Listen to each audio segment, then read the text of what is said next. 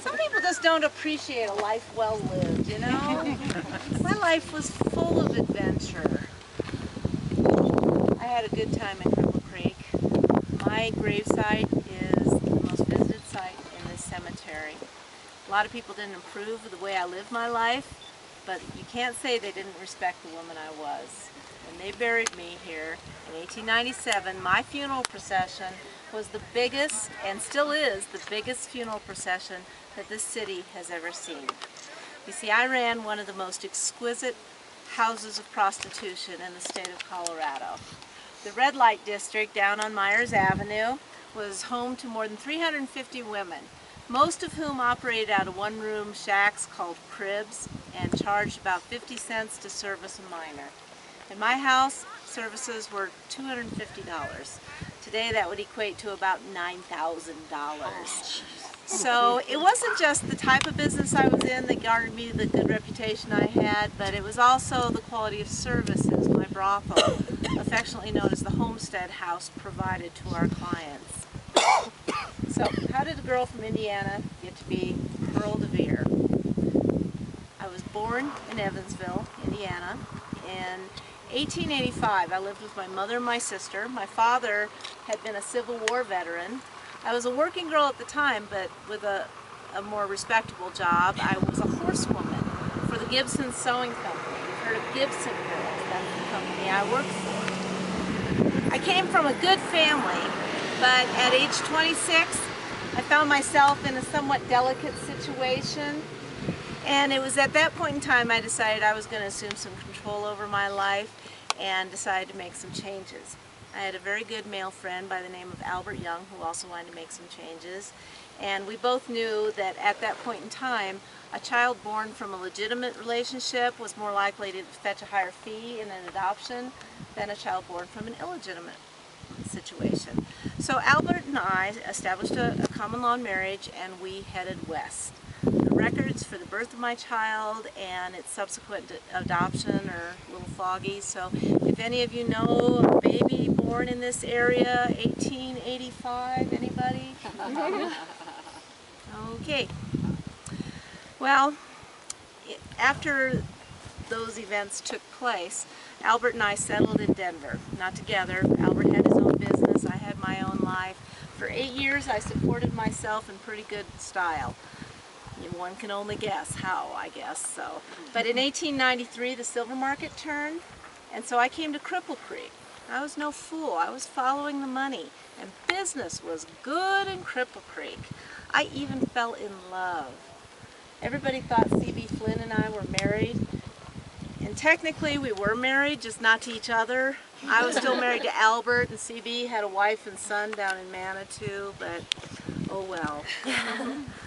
C.B. wanted to get his hands on some of the money that was flowing through Cripple Creek, so being a woman in love, I loaned him $2,000 to build a gold mill.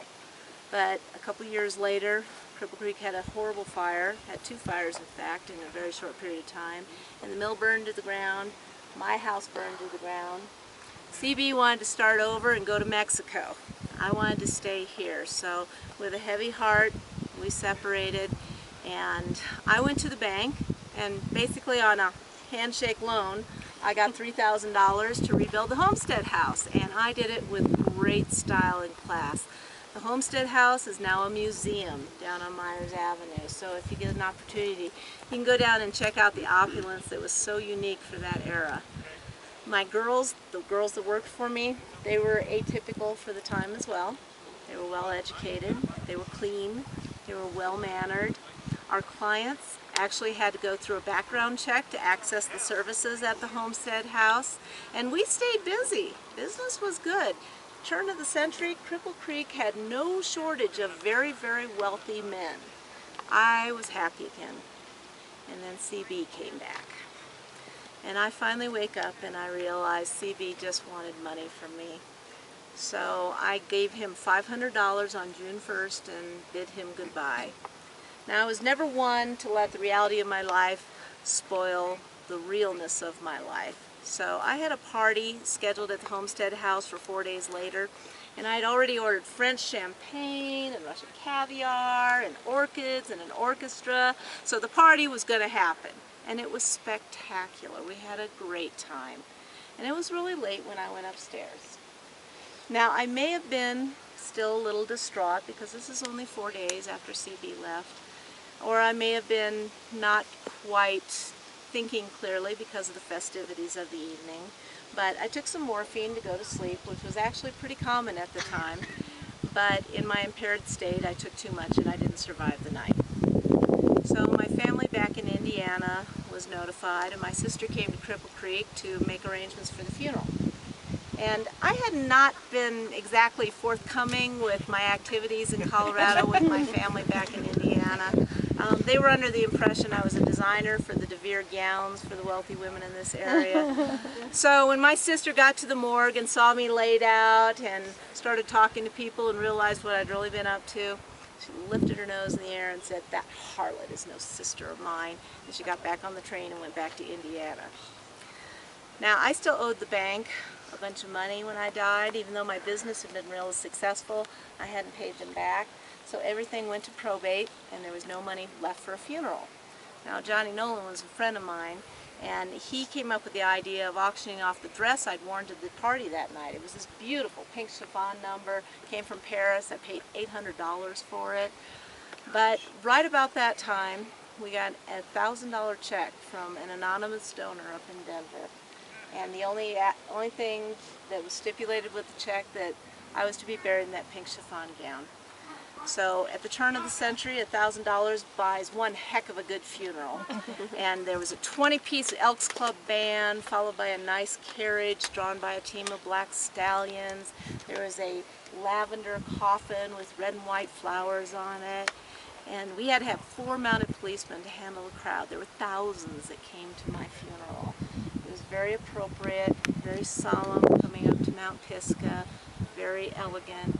But when they headed out of here, they played "There'll Be a Hot Time in the Old Town." Made me smile.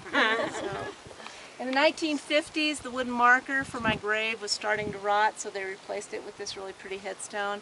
But the marker is actually still down at the museum where you got on the trolley today, and you can go and check it out. But this is where I lay, and this is how my grave always looks. We did not decorate my grave for this day. When people come to visit me, they usually leave money, they leave jewelry, they leave liquor. All right, well, even though you don't have that, thank you for coming to visit me today.